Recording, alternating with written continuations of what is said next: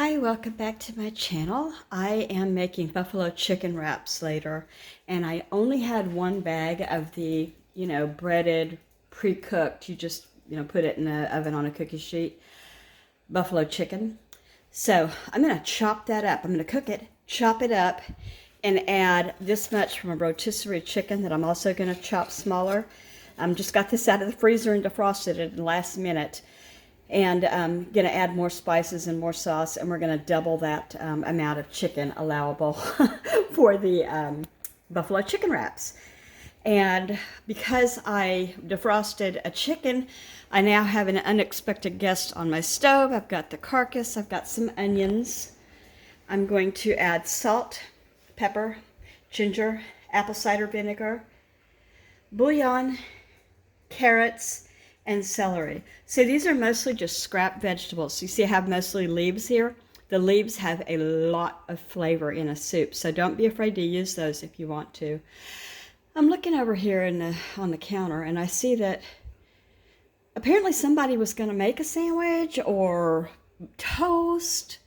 There's just two abandoned pieces of toast or bread here. Strange. Then I'll line up the usual suspects. What did you do? So anyway, I'm going to get this going. I'm just going to simmer it all day, and then I'll go ahead and put it in jars and stick it in the freezer out in the shop. I've got big quart jars or half-gallon jars or whatever. I've got the big jars. I'm no canner. I don't know what size they are. They're the big ones. I want to be a canner. I'm a wannabe canner, so I've never canned my broth. Someday I will, but not this day. They're going in the freezer. If you're new here, welcome. My name is Kendra, this is my channel, and I do all kinds of things. As you can see, today it's going to be a dinner prep and a broth prep. If you're not new, welcome back. You may not know, the reason I add apple cider vinegar to my bone broth is because it leaches the calcium from the bones, or so I was told.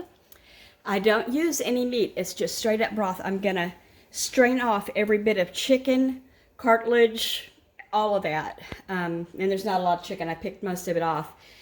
All the vegetables are going to go in a scrap, so that's how I'm going. I'll see you in a little bit. When I add my apple cider vinegar to my bone broth, it's not a lot. You don't even know what's in there. It's just a glug, so there, that much. And I shook my apple cider vinegar. I use the Bragg brand because that's just what I've always used, and it says with the mother.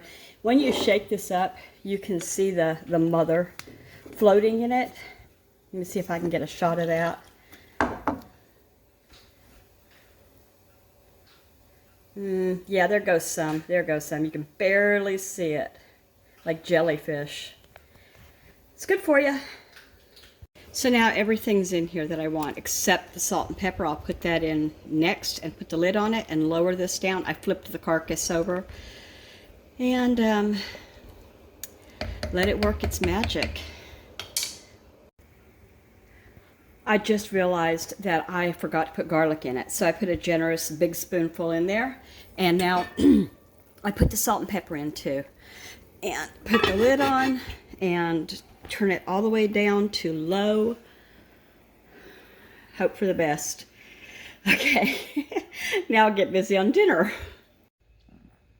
Hey, I don't think I told you, but my husband planted a Santa Rosa plum tree for me. Maybe I already said that, but I was going to share it again just in case.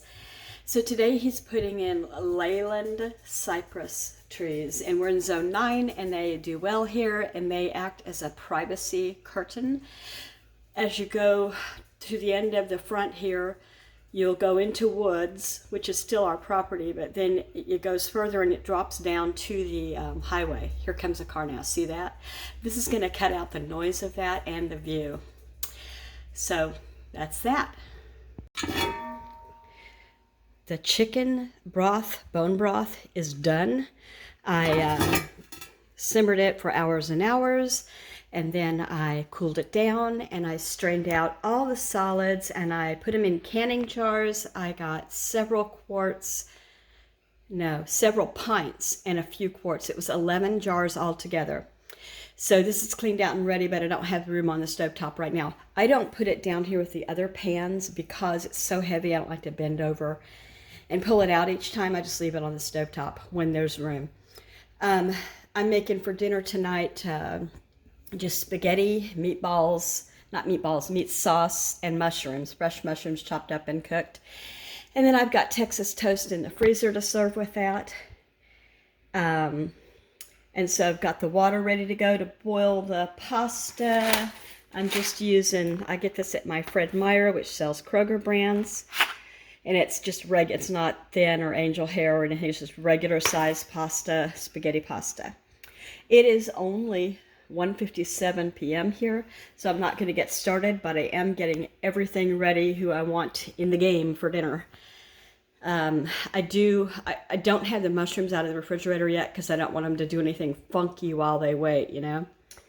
And after I get all this started, the point of the whole video today is to show you my blondies. I'm making like Valentine blondies. I love those things. They're like brownies. They're really crispy, crunchy on the outside and chewy, moist on the inside. And they're a light brown. Some people like to put chocolate chips in them. Some people like to put walnuts in them. I'm not going to do either chocolate chip or walnut. I'm going to leave the inside plain, but I am going to put Valentine color. They have white, red, and pink M&Ms on the top, you know, just to make it look Valentine-ish. Dishes have been done twice today, a lot of dishes, and it's... Look at that, 55 degrees. I don't know if you can see that. It's about 55 degrees and basically sunny, some clouds coming and going. I'll see you in a bit. Okay, I'm back. Now I'm going to show you those blondies. So this is called the Best Blondie Recipe, and it looks really good. And so I'm going to link her actual recipe in the description below so that you guys can all see it. So here's what I'm going to be using. I'm just going to read it from this so I won't have to go. I'm going to use 1 cup of unsalted butter. Looked funny, but it's not. 1 1/4 cups of, what's next? Brown sugar, and that's right here. And then a 1/2 cup of sugar. It goes in together, so I'm just going to stick it in there now. So those are your sugars. And then 2 large eggs, whole eggs, and then not the shell, and then just 1 egg yolk. So I need to do that. It says they should be at room temperature if you can help it. Let's see, and then after that I'm going to put in 2 teaspoons of vanilla. There's my homemade vanilla right there. If you can see it. And 2 1/4 cups of all-purpose flour. Got that out of the bottom one. And then 2 teaspoons of cornstarch. Interesting. I think that gives it a crunchy crunch on the outside. And then 1/2 teaspoon of baking powder, but not soda, but baking powder. That's what I used. And then you need 1 teaspoon of salt, and that's it. Other than the chocolate. This recipe calls for 2/3 cup. No. Shh. 2/3 of a cup of white chocolate chips. I've chosen to use milk chocolate M&Ms in the batter, and then I'm going to place some on top as well. So that's going to make it prettier. 9 by 13 pan, parchment paper down. It's somewhere here. Oh, it's over on the table.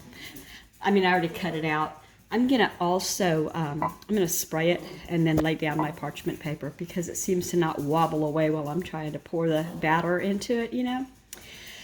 I think that's it. And like I said, if I forgot anything, it's going to be in the description below. And I'll show you. Oh, the oven's at 350. I think I said that too. I'll let you know when it comes out. I was thinking that I'd use my mixer, but I'm not going to. I'm just going to go with the paddle here. So I'm going to combine both granulated and brown sugar. And I use dark. You can use light, dark, whatever you like. And then that butter. I'm going to mix these together first. Okay, sorry about scraping across the counter here. I've got, the sugar and the butter nice and taken together. I'm trying to move my light here, so that's better. Now you can see. Now I've got 2 whole eggs and 1 egg yolk, and in they go. Oh, and the vanilla. 2 teaspoons of vanilla I put in here. going to whisk these together. All right, that's all whisked together. And now I have to go over here to the all-purpose flour and add in my baking powder, salt, and cornstarch. Oh, my cornstarch or something. Something's stuck. I'll be back. All right, now they're all together. So I'm just going to whisk these together, and then I'm going to gradually add them to my wet ingredients with the sugar and the eggs and whatnot over there. And then I'm going to pour it in the pan. So it comes together really quick if you're not filming it. I don't know what that was. It was like stuck in the glass ramekin with static electricity. There was no wetness. It was just stuck. And I think it was the cornstarch acting weird. Here's the last of the flour. It's mixing in really easy. I'm glad I didn't get out the mixers and the attachments and everything, you know. So I'm going to mix this together. And I forgot, I need to add these instead of white chocolate chips to the actual inside. So I'll do that as soon as I get this done. Okay, and here's that 2/3 cup of chocolate rather than the white chocolate chips. I'll mix those in now. The ground beef is done. I added a package of Bella mushrooms. I chopped them in half, and the bigger ones I chopped in quarters. I put in a jar of rows. I really do need to figure that out. And a jar of the cheapo stuff, just to make plenty of sauce. So here that is. You can see some mushrooms in there and ground beef and the sauce. So I still haven't put the pasta in the water. And it is now 4:51 p.m. and the guys usually head in mass around 6 to 6:30ish. I think I will wait to do the pasta at 6. So it's all fresh. Here's dessert, and it's nice and crispy on the surface and nice and chewy on the inside, or supposed to be, usually is. It's just cooling down. It's cool enough to touch right now, but I'm going to wait till it's all the way cool to take the parchment paper and lift it out and put it on another plate and slice it into squares. You know, I'll go this way and then I'll go this way, and I'll do each one of those that way. So 4/8, 1/8, we'll see.